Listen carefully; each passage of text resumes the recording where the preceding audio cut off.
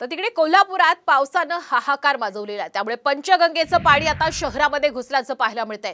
पंचगंगा नदी परिसरात असलेल्या गायकवाड वाडा परिसरात पंचगंगेचं पाणी आता शिरलंय।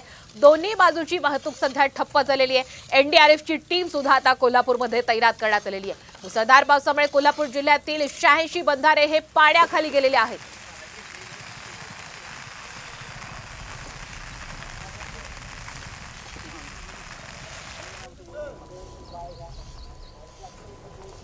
आता ग्राफिक्सच्या माध्यमातून कोल्हापुरातली आपण स्थिती पाहूयात। कोल्हापूर रत्नागिरी मार्ग हा तात्पुरता बंद करण्यात आलाय, तर सिंधुदुर्गकडे जाणारा गगनबावडा मार्गही बंद झालेला आहे। सुतारवाडी परिसरातील 8 घरांचंही स्थलांतरित करण्यात आलेलं आहे। साम टीव्हीवर आपण कोल्हापूरमधली ही एक्सक्लुझिव्ह दृश्य पाहतोय।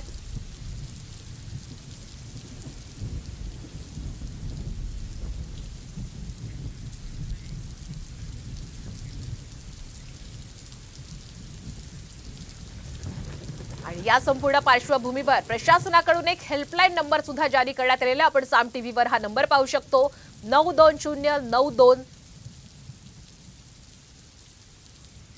आता पावसात अडकलेल्या व्यक्तींनी या मोबाईल क्रमांकावर नक्की संपर्क साधू शकता। याशिवाय पावसासंदर्भातले सर्व अपडेट सुद्धा आपण व्हॉट्सअप करून आपल्याला मिळू शकतील। पाऊस, धरण, पाणी पातळी, रस्ते वाहतूक अशा सर्व अपडेट्स आता या क्रमांकावर आपल्याला मिळू शकतील। प्रशासनाने हे आवाहन केलेलं आहे। कोल्हापुरात मुसळधार पावसामुळे आता प्रशासन सुद्धा अलर्ट मोडवर आलेलं आहे। आणि अधिकचे अपडेट घेण्यासाठी जाऊयात आमचे कोल्हापूरचे प्रतिनिधी रणजित माजगावकर यांच्याकडे। रणजित, आपण पाहतोय पंचगंगेचं पाणी आता शहरामध्ये येऊ लागलेलं आहे। प्रशासनाने हेल्पलाईन नंबर सुद्धा जारी केलेला आहे। कशा पद्धतीने परिस्थिती कोल्हापुरात आहे?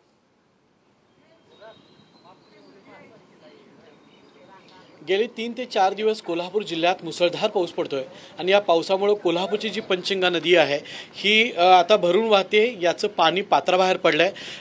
या परिसरात गायकवाड वाडा म्हणून एक परिसर आहे। या परिसरातल्या रस्त्यावर सध्या पंचगंगेचं पाणी रात्री आलेलं आहे।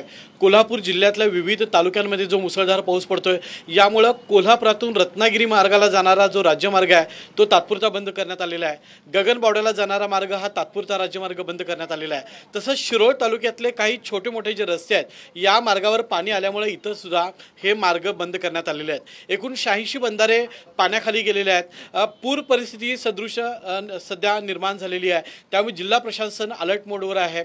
एनडीआरएफची टीम कोल्हापुरात दाखल झालेली आहे। प्रयाग, चिखली आणि अन्य परिसरामध्ये ती सध्या फिरते। नागरिकांना आव्हान करते की पुराच्या परिस्थितीमध्ये, पावसाच्या परिस्थितीमध्ये शेतवडीत, नदी परिसरात कोणीही येऊ नये अशा पद्धतीचं आव्हान सध्या जिल्हा प्रशासनाच्या वतीनं करण्यात आलेलं आहे। कोल्हापूर जिल्ह्यातल्या विविध तालुक्यांमध्ये पाऊस चालू आहे। आज मात्र कोल्हापूर शहरात पावसानं थोडीशी उसंत घेतलेली आहे। मात्र पावसाची रिपरिप आज दिवसभर अगदीच कोल्हापूरमध्ये पावसाची रिपरिप अजूनही चालू आहे। त्यामुळे कोल्हापूरकरांना सतर्क राहण्याचं आवाहन केलेलं। धन्यवाद रणजित, आपण दिलेल्या संपूर्ण अपडेट बद्दल।